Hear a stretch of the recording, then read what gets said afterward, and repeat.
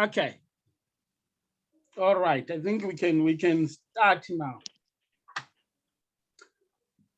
Okay. Greetings, everyone. My name is Tulaninga. Welcome on MPC, Material Broadcasting Corporation. Today we have a lecture from Mr. Vincent Zovu. We know during the liberation struggle, many forces were involved to bring about what we call independence. But there is a section of the community that has been neglected or ignored totally. Today, Mr. Ndlovu will give us or enlighten us on the contributions and efforts that were sort of done by the masses. What did they do? What contribution did they bring to the table? Did they really understand what was going on, or they didn't understand? Mr. Ndlovu's lecture will sort of unravel the contributions of the masses during and after the liberation struggle. Mr. Ndlovu, we welcome you on Material Broadcasting Corporation. Thank you, Mr. Nkala.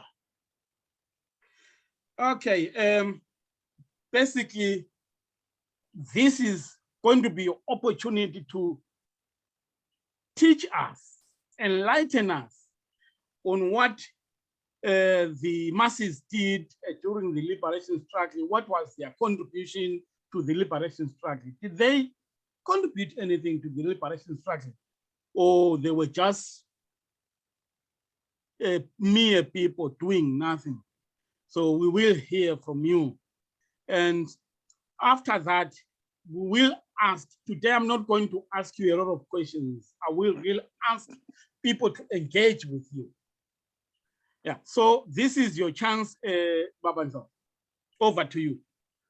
Once again, thank you very much, Material and Broadcasting Corporation, for inviting me to share with the audience what I have in terms of the contributions of the masses during the liberation war in Zimbabwe. I've titled my contribution, A Case for the Masses in a Revolution That Lost Its Way. A generation after the Union Jack was replaced by what became known as the Zimbabwe flag, there have been titles and designations that, whenever they come up, raise contentious views among the citizens that are characterized by honor and praise on one hand, and fear, resentment, and even confusion on the other, depending on one's experiences and understanding of history. Just because not a day passes without them being alternately mentioned on a variety of media, titles such as war veterans, heroes, freedom fighters, refugees, political detainees, and prisoners have become so domineering in the daily Zimbabwe vocabulary that citizens are left with no choice but to memorize and internalize them, though for various reasons or varying reasons. These titles or designations have been made the embodiment of the liberation narrative, such that questioning anything about them has become associated with being unpatriotic. Such an attitude can only be right for a revolution that lost its way, as a way to justify entitlement by a privileged few at the expense of the masses, who find themselves being misrepresented, abused, and denigrated by both their foes and those purporting to be their allies. Since the days of the Liberation War, the masses, who are generally referred to as the villagers or the povo, are rarely recognized as a constituency that played a pivotal role in the fight against white colonialism. I have to qualify the nature of the colonialism because there has since been black colonialists depending on where one stands in the geopolitical dynamics of the country called Zimbabwe. The word povo, which is essentially a Portuguese word for the masses of the people, had to be so much bastardized and deliberately misapplied for the sole purpose of belittling these heroes of the struggle who so bravely fought the war without guns, such that they are rarely mentioned or only alluded to in passing, and that in most cases at convenient times when it suits the politicians, both ruling and in opposition.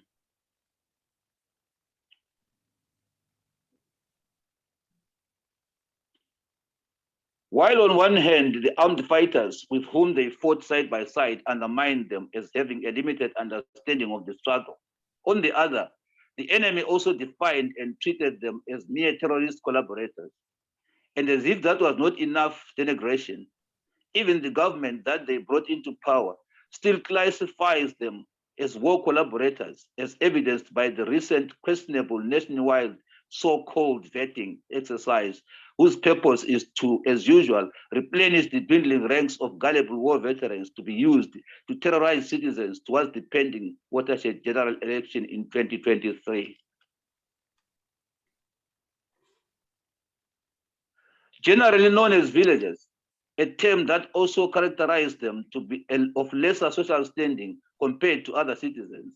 This category of citizens has been rendered so unimportant that the loss of their lives and livelihoods have become impersonal statistics of the liberation war to be thrown around as a way of seeking the sympathy of the same during election campaigns by both government and the opposition.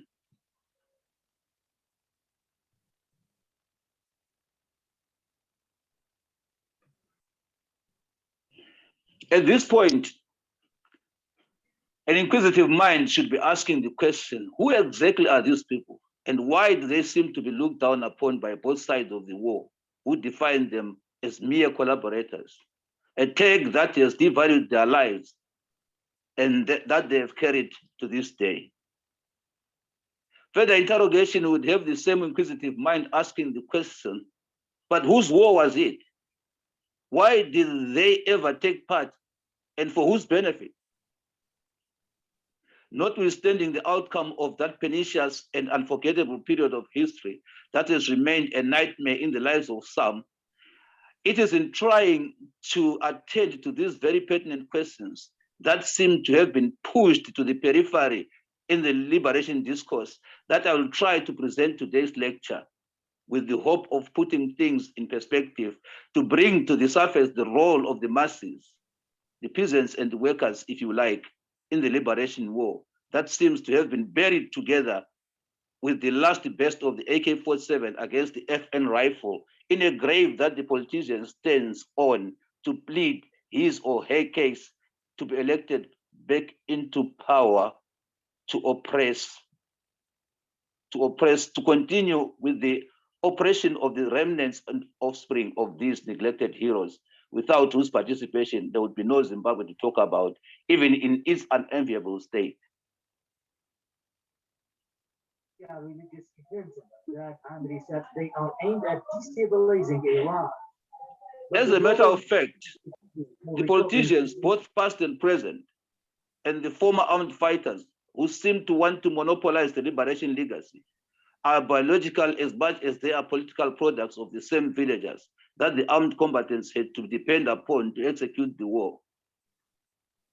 Yet, in spite of them being the providers of the enabling logistical support to the guerrillas that caused them to be sitting targets for the enemy forces, the masses have been given a deal so raw that they have perennially found themselves at the receiving end of every political dispensation to this day. Because of my consistent interaction with the masses before, during, and after independence, I'm not apologetic about being biased in defense of their invaluable contribution to the struggle as the water in which the armed fighters had to swim. I feel that so far, the history of the liberation war has shortchanged them for their relentless effort and sacrifice.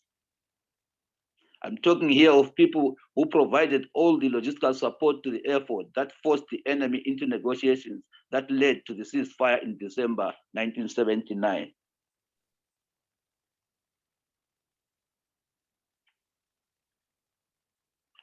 These are people who, not as commonly believed, only cooked for the freedom fighters, and I want to emphasize that. They didn't only cook for the freedom fighters, but also sourced the food supplies, the clothes, medicine, cigarettes, and all the basic daily needs.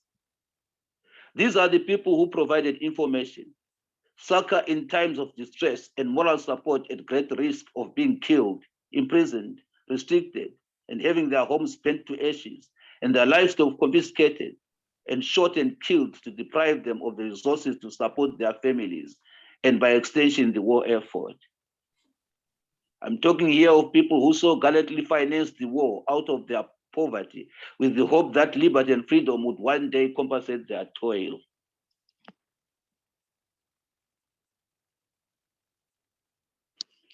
Even in times of poor harvest, that could have been made even more severe by having food supplies cut off by the enemy on top of the general poverty. As the war intensified, these people had to feed more mouths in a situation in which various units of fighters could pass through an area one after the other and expect to be fed and clothed without failure. In many cases, the villagers had to go out of their way and deprive themselves and their families to make sure that their fighters were catered for. They understood their role so clearly that they even had to organize themselves in such a manner that more often than not, they managed to outmaneuver the enemy all systems out in very hostile and dangerous circumstances. It was humbling to see the women crossing paths with enemy forces while balancing buckets and basins on their heads as if going to fetch water while they were going to feed their forces. The bravery, the confidence, and the resilience was that of people who knew what they were doing. Hence, they did not deserve, and then and now, the insult of being labeled as collaborators, even by the so-called new dispensation that promised a different approach to the socio-political challenges that face the country and its people.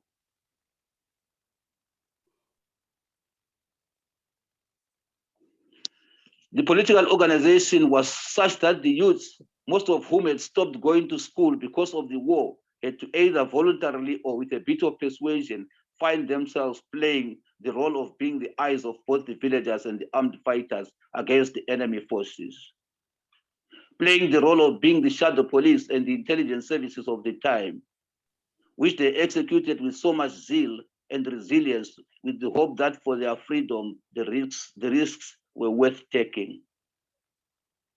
The youth had to draw the inspiration to play their part without failure from the adults who led by example in daily displaying the spirit of sacrifice.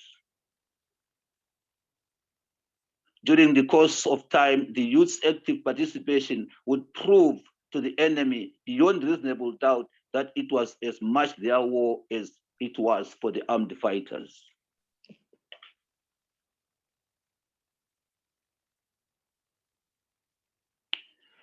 As such, determination and organization was not always the ideal situation in every part of the country.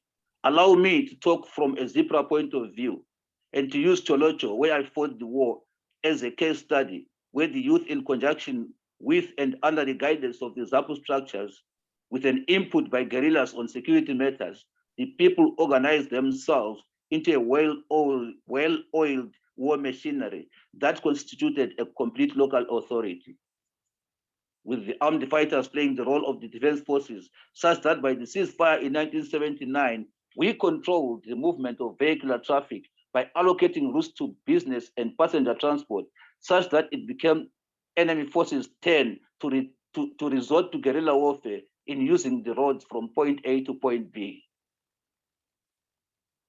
which could not have happened without the cooperation of the locals. As such, according to the Parade magazine, by December 1979, when the ceasefire came into force, Cholocho was declared the most war-torn area in Matabeleland.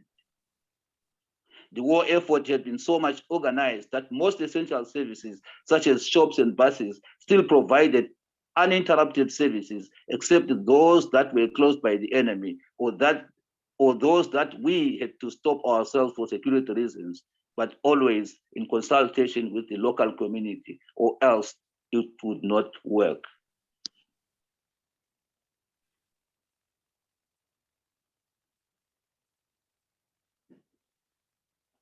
All this was because of the combined effort of the locals and the armed fighters, with the youths doing the groundwork.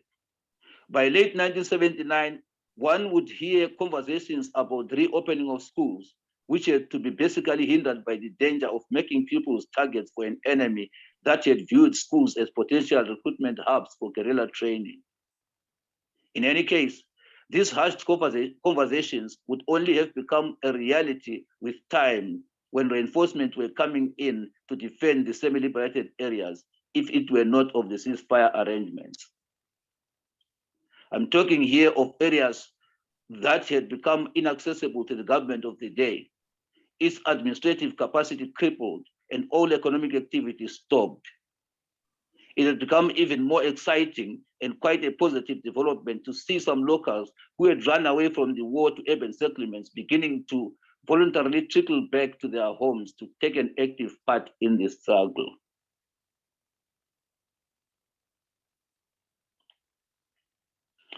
Great as it could have been, it would be naive to claim that everything worked smoothly all the way. It was only inevitable to have hitches here and there, such as the occasional excesses in the interactions between the armed fighters and the civilian partners, some of which could be very disturbing. By the end of the war, some of the local people had lost almost everything to their name, but they still remained resolute in that it was all for a just cause that would bring about a Zimbabwe with a place for everybody, which of course never was. It therefore goes without saying that the masses, especially those who remained behind when others went into exile, should never have been viewed and treated as though they had played a lesser role to that of the exiles, as is the perception to this day, such that exiles are have consistently displayed that sense of entitlement as if the revolution was a time-limited event that they won on behalf of everybody else.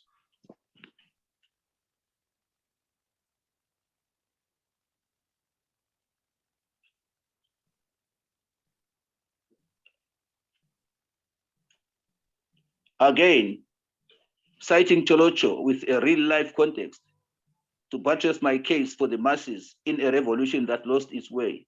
The liberation forces and the locals had such a working relationship that they were literally inseparable, with some having worked themselves to become irreplaceable assets to the struggle and deserve to have their names appearing somewhere in the chronicles of history. Some of them managed to survive the war, only to become victims of the post-independence genocide in Matabeleland and the Midlands. They had become so important that even after 40 years, I can still compile a roll call of heroes of Cholocho from the top of my head, even during this lecture. But for such privileged information and for the sake of time, I refer listeners and viewers to my book, Seeking Freedom and Justice, Loyal but Not Docile, in which I tried to list a roll call of those forgotten and unsung heroes and heroines to represent their constituency.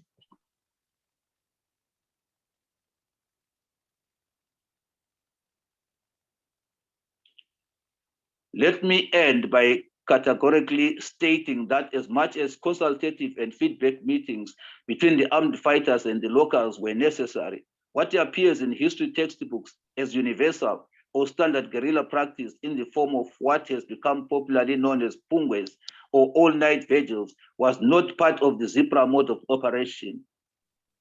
Simply because though mass mobilization was part of the warfare, there was no reason to endanger the lives of the unarmed masses by keeping them in one place as a group longer than necessary.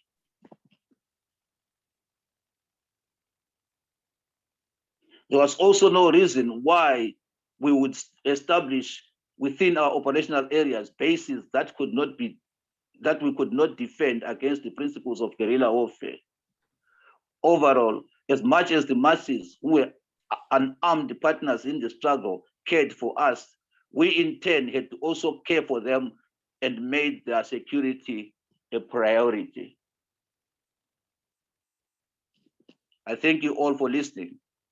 And I'm of the opinion that this has given an insight into the undervalued role of the masses in the defeat of British colonialism. I thank you once again for your audience.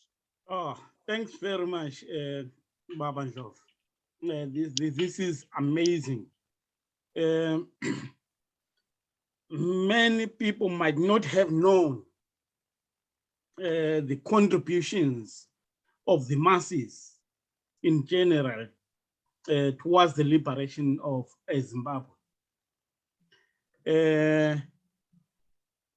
We really thank you for your lecture. Ngiyazibuza ukuthi mina, is it important for people to know the contribution and the efforts abantu akade bebizwa ngokuthi or ababizwa ngokuthi iphovu? Is it important? Yes, it is. It is very, very important, because I'm of the opinion that of the audience, of listeners and viewers, some of the people I'm talking about are their parents. Some of the people I'm talking about are their uncles. Some of the people I'm talking about are their brothers. And above all, it should never, never have happened that there's this perception that is there today, that it is only those people who were outside the country, whom I mentioned in the lecture as the exiles, who seem to want to monopolize the legacy of the liberation struggle. In the process, looking down on people who did all the dirty work, people, some of whom lost everything to the liberation war. Yes, it is very important for people to know what the masses did. Okay, no, thanks very much.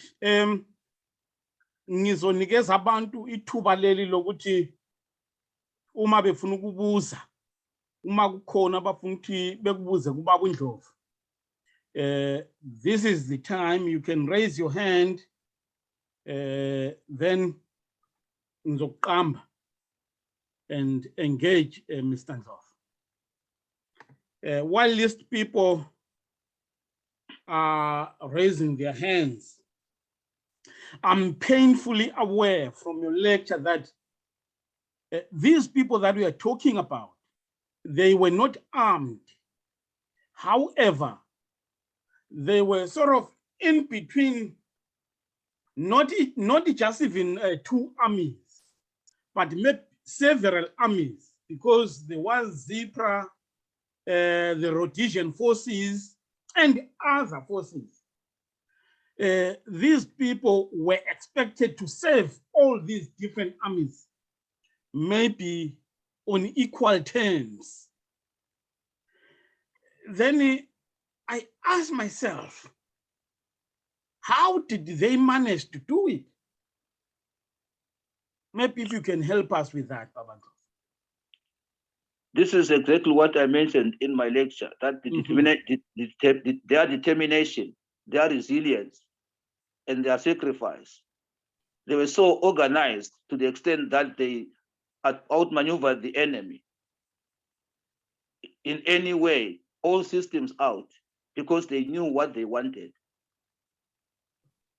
Yeah. One force would come after the other, and they knew what to say in order for them to survive, although they didn't survive most of the times. Okay, no, thanks very much. Leverson, I think I'm pronouncing your name correctly. Leverson Mtongo. Mtongo. Yes. You can ask your question, please. Thank you. Thank you very much, moderator. Thank you very much, Tate Ndlovu, for the very insightful lecture. It's very difficult. I think the audience will bear with me when I say it is very difficult to talk about such issues without being emotional and being involved at that level, because I think what Tate Ndlovu has presented today just talks about how the masses are being shortchanged in terms of the credit that they deserve, the credit and the acknowledgement that they deserve for not only having participated in the liberation struggle at the level that they did, but actually spearheading it. If you look at it from a certain perspective, yes, we could say the struggle was driven top down by people who engineered it from a leadership position. But the momentum was created at the bottom. And that is why it became a success. I have one question, and the question is not about the history of the liberation struggle, but it's about more on the future of our country. I want to ask Tatendlovu to say, what is the missing layer, Tatendlovu, which causes the masses today to fail to be galvanized, to create the same spirit, the same commitment, perhaps to also generate the same level of self-sacrifice that is required to move the country forward? Is it that the masses of Zimbabwe have relaxed and sat back and said, we have arrived at our destination? Or is it that the masses, perhaps at the moment, are not mobilized actively enough to realize that we have reached a destination, but we still have somewhere else to go, which requires their participation? I don't want to be too long, but that is my concern at the moment, because I think there is that missing layer. Thank you so much, moderator. Okay, thanks very much. Over to you, Babandlo. Yes, the spirit of the liberation struggle faltered along the way because the masses were demoralized, because their expectations were not met. After their expectations were not met, they were divided. And that unity that was there during the course of the liberation struggle also faltered. And today, the masses just, I guess they just float. They don't have that resolution that they had during the liberation struggle. One, because of unfulfilled expectations. Secondly, their division by tribal politics, which doesn't allow them to unite to see through what their counterparts or their children or their parents or their relatives or their fighters died for. So people are demoralized. It's not that they are failing to unite. They are demoralized. They've been divided deliberately, and that makes it very difficult for them to exert themselves. I mean, if you listen to the people across the board, you find that they see the challenges. They talk about them.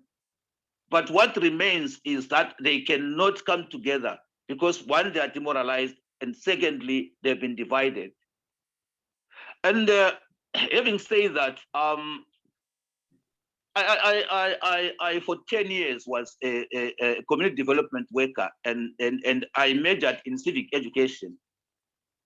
If you understand what civic education is, the main purpose of that education was to resuscitate that spirit, but in terms of people developing themselves, because some of these things just don't come. They need to be resuscitated. They need to be incentivized. They need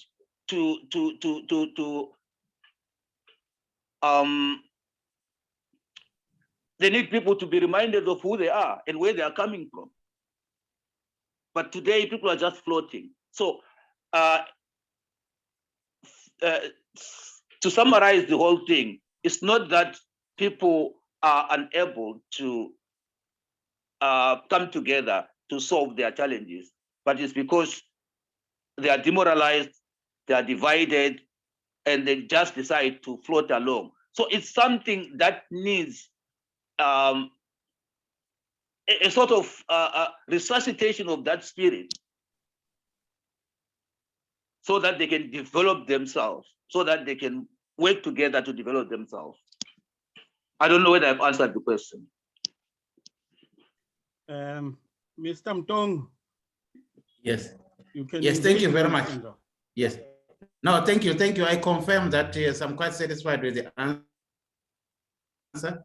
I think then there's hope, there's light at the end of the tunnel. I think, I know this lecture perhaps is about the historical plan. If people were to return to that spirit of working towards a common goal, because they got shared misery. Thank you.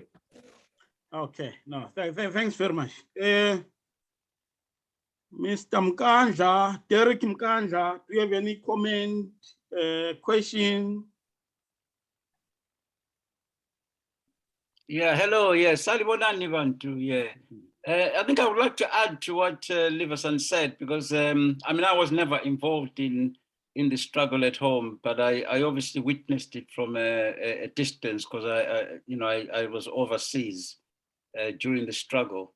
But looking at it from a distance, I got this sense that while we're still sort of, I'll use the term navel gazing for want of a better term, but while we're still sort of going over old ground and looking at, talking about the war, Chimrenga, and there's still this entitlement about how, the people that contributed to the war are the ones who hold the positions, and we're talking 40, 50 years after the struggle, and yet we still have this narrative, and we're still talking in those terms.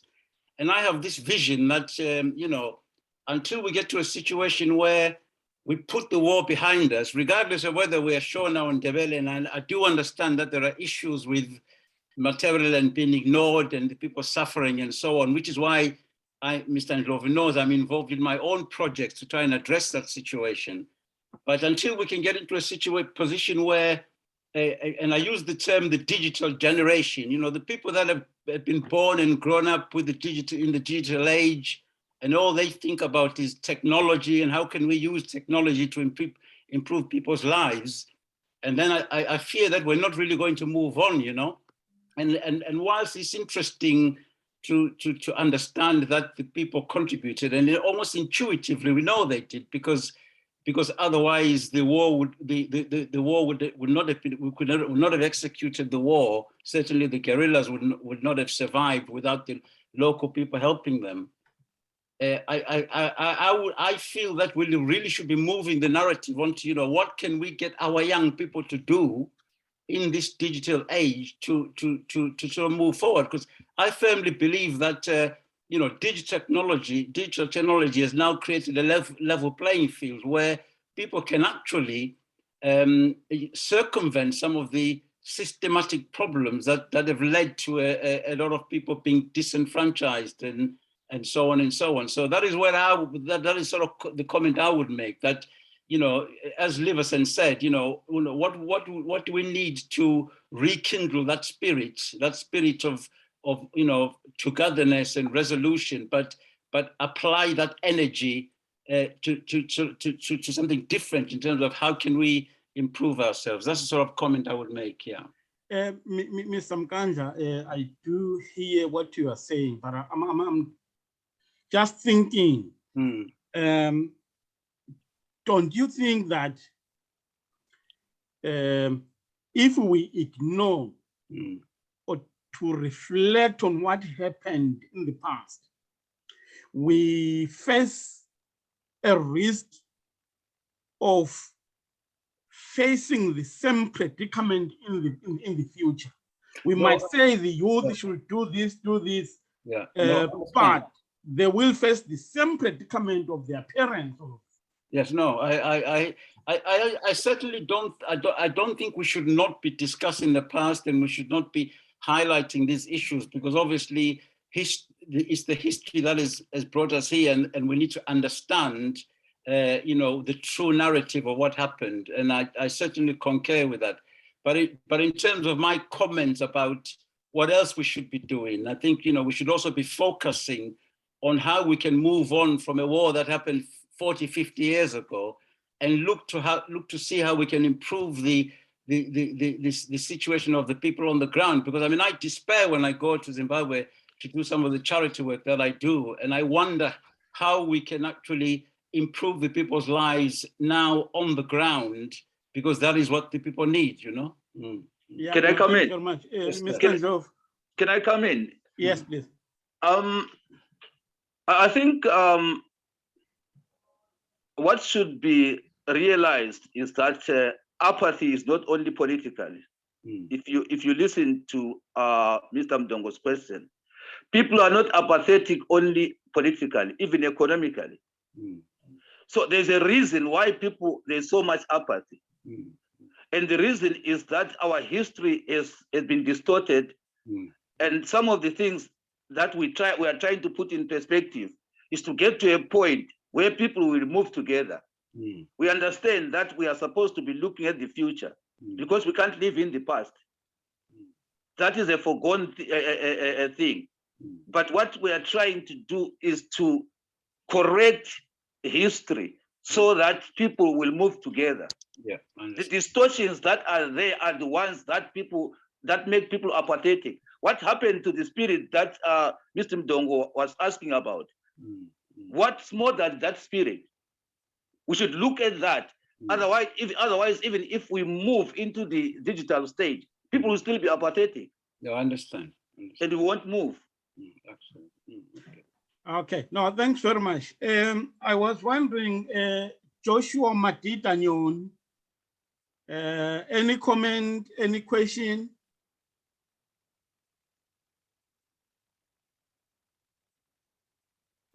You're on mute. Okay. Thank you. Hello. Yeah. Is it on? We can hear you, but we can't see you. Oh, I don't know what happened to the photo. But I think the voice is more important. Thank you, Babado, for very insightful, discourse. Indeed, it's something that gives some meaning and a balance to the narrative that we've been hearing over the years. It's very important that at least that story be told, that aspect really be raised. And what I like about it is like you are really also bringing to the fore the issues about people's contribution. And the problem is that every time somebody says so-and-so contributed, or I contributed more to the liberation struggle, you are demeaning rather than uplifting the other party. Why this is important is also links up what Liverson is saying about people feeling discouraged in the current, discourse of doing development issues. This is why it's also very important for Ubaba Mkandla to incorporate this understanding in that, even current development, they have got to be put on the bedrock of what has transpired in the past, in the sense that people need to know that their contribution is valued. And it's valued yesterday, today, and it will be valued tomorrow. And so that any messenger who comes with a development discourse in the midst of the community has got to be taken seriously, but also they will ask you, okay, but do you understand where we are coming from? We are here because of A, B, C things that have happened in the past. Are you, wherever you are, coming in with a new language about us developing, appreciative of the things that we've gone through in the past? So that bedrock of trust needs to be really built on. And I think it's very important for us to appreciate, yes, I appreciate the very fact that the young folks, we need to be coming into the digital phase. It's something I, as a development consultant, also really are looking forward, especially I ask young people to say, what is it that we have to introduce into communities for them to appreciate that we've moved on in terms of technology. But in terms of, we'll do solar powered irrigation here and there, introduce people to utilization of drones. But the fact is that people's lives matter today and as well as yesterday. So the messenger of any technological package also has got to be looked at and say, will he take us on board, or will he down 2 miles down the line also ignore who we are and what we've come through in the past? Thank you. Okay, siyabonga kakhulu. Udadewethu uSandisiwe uma esesekhona inganithiwa ngisambona. Sandisiwe ukhona? Ingathiwa ngisambona. Ukhona? No. Dadewethu Sandisiwe, any comment, any questions? I just have no questions. Okay, ngiyabonga. Udadewethu Sefi.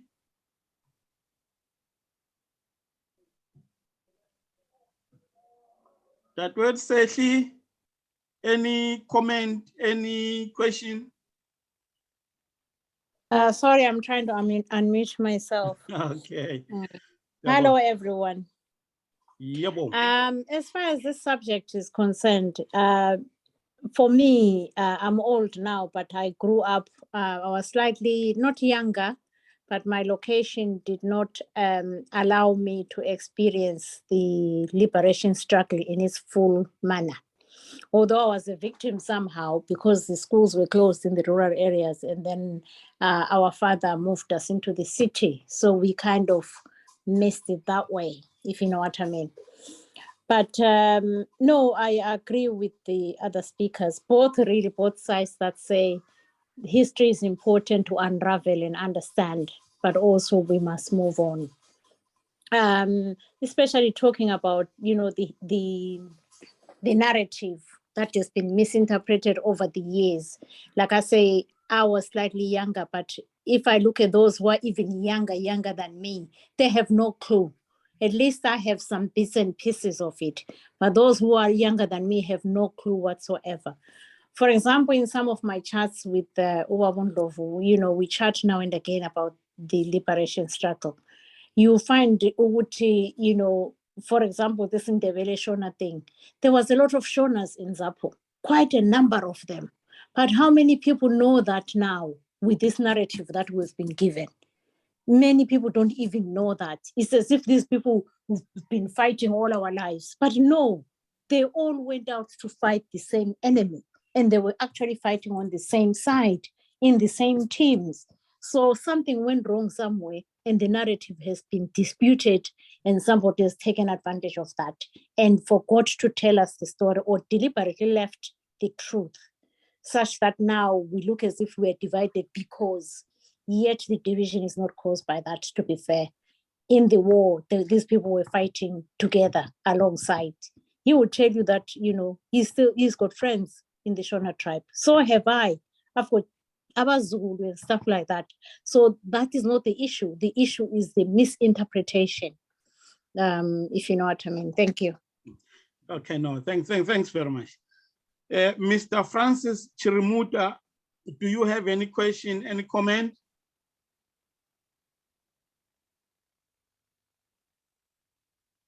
Francis? All right.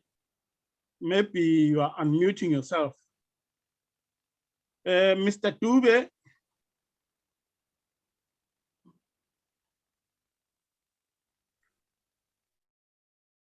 Mr. Dube, any comment, any question?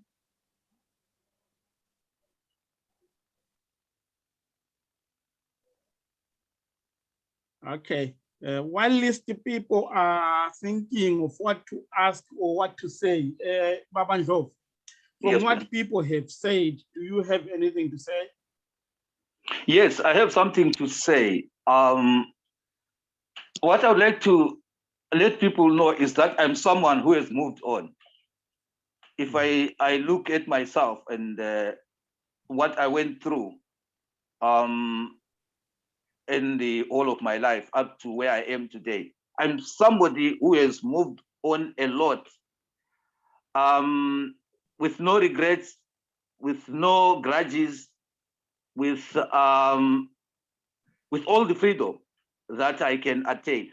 But I think it is necessary for the young generation to know the history of their country. Unlike us who grew up being taught about the British Empire, the Roman Empire, being taught colonial history, I think it is very, very necessary for us to know our history. Notwithstanding the fact that we are supposed to move on, but it is necessary if we are to be a people and remain a people. Because whatever stage we can reach, even technologically, without knowing who we are, we'll be like machines. It won't help us. And it is only through telling the truth of history that we can trust each other. Because what I've realized is that there is one element of development, either politically or economically or religiously, that is left out all the time, and that is trust. As long as we don't tell the truth about our past in order for us to build a future, people will be apathetic. Because there will be those who will be thinking, oh, maybe these people are coming here again to do what they did to us yesterday.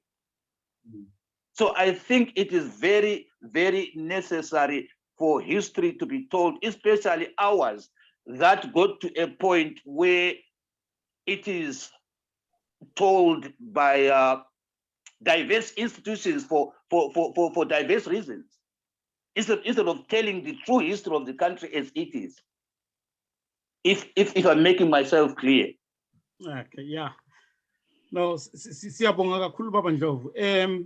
Ngicela utrust angene after utrust kulandela udadewethu uSandisiwe.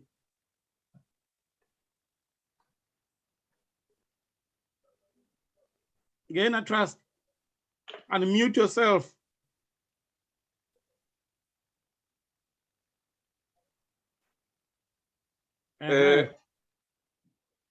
Okay, I have. Thank you very much. Good evening to you all. Thank you so much, Mr. Ndlovu, for the because of some challenges here. My question is, how do we get these facts into the mainstream history? I mean, books have been written with that distorted history, and some of it is actually being learned at schools. So how do we correct that? Thank you. Over to you, Baba Ndlovu. How do we correct that? I think it boils down to the same thing that we need to start somewhere. We need to start somewhere. But that somewhere should be a place where we agree. Because at the moment, as a people, there are a lot of disagreements, some of which were deliberately created in order to create mistrust. But it's not an easy thing, Mr. Nkomo, the question that you have asked. But I think the fact that we are compiling these bits and pieces, one day they can be brought together to constitute what we want to see. So what I would say is that those who have the know-how, let's play our part.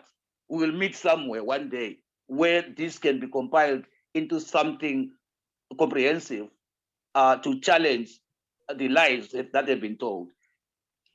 Okay, thanks very much. That word Sandisiwe isandla besiphezulu.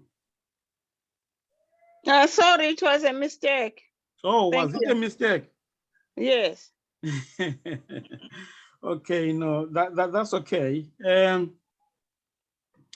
Some people, I can't see their names. Mr. Vusumuzi Moyo, do you have any question or comment?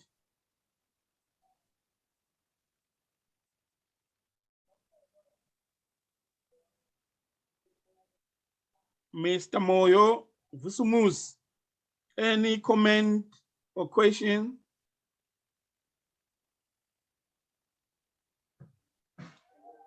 Okay, another Moyo, Mr. Benny Moyo. Any question or comment? Benny Moyo.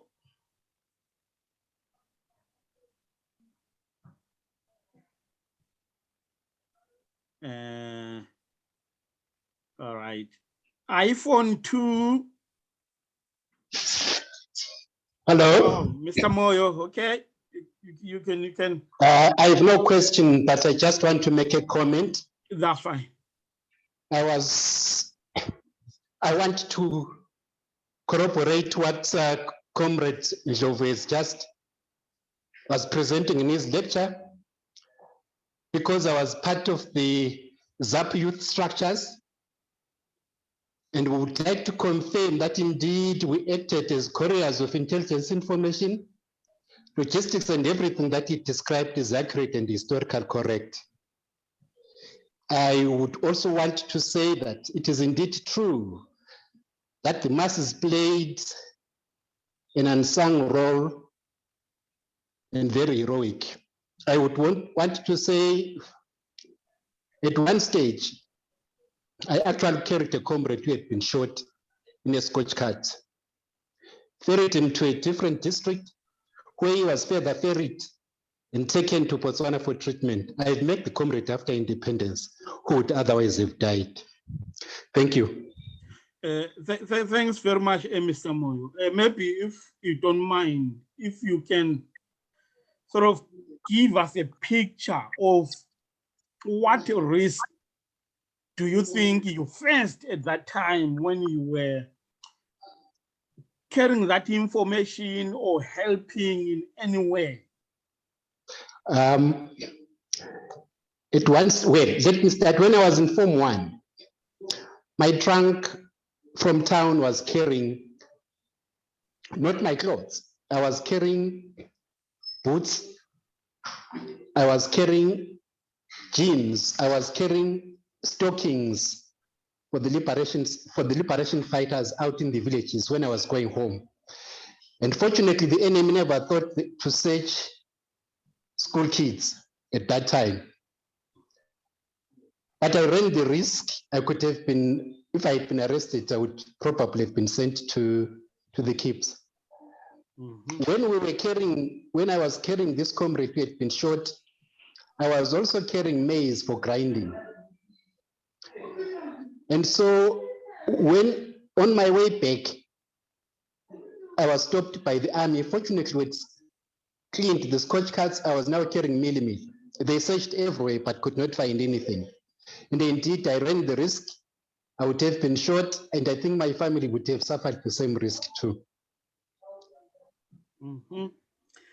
Yeah, the risk clearly were too much or very high because people were not armed, but dodging those who were armed, who could harm you anytime. Do you feel that the risk that you faced has been repaid, been acknowledged and appreciated enough after independence?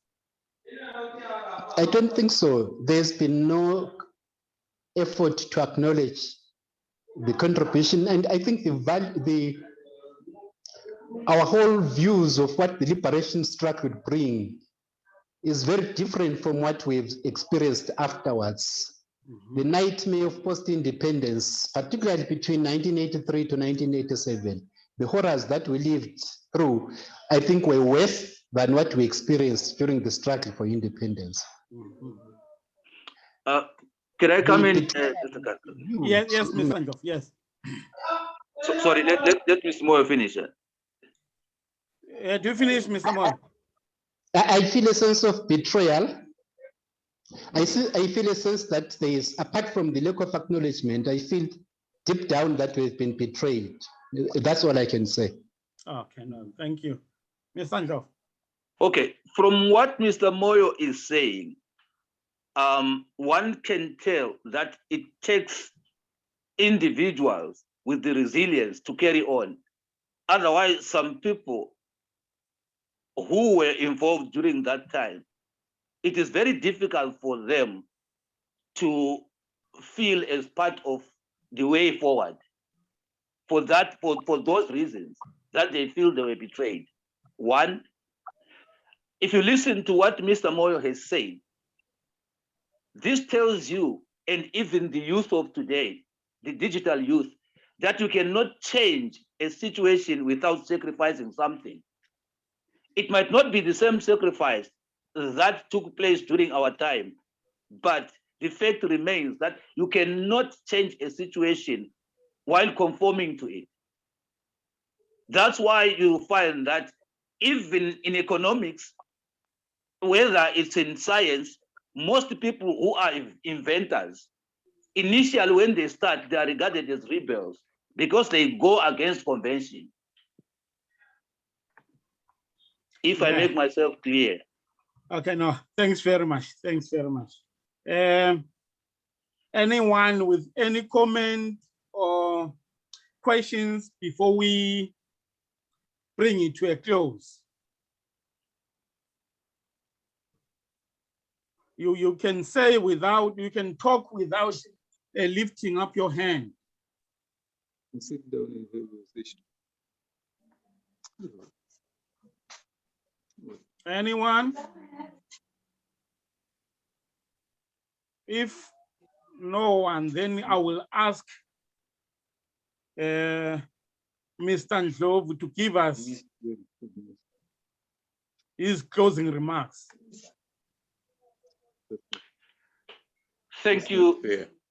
Thank you. Yes. It seems as if there's someone who still wants to say something. Yeah. Was it Trust? Now he's muted now. Okay.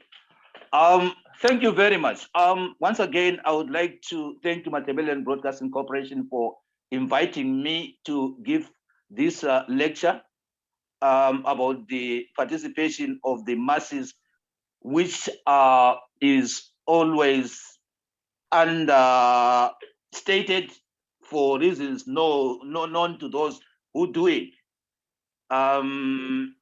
I also would like to thank the participants for their questions, for their comments and insights. And last of all, I would like to say the purpose of this lecture was to enlighten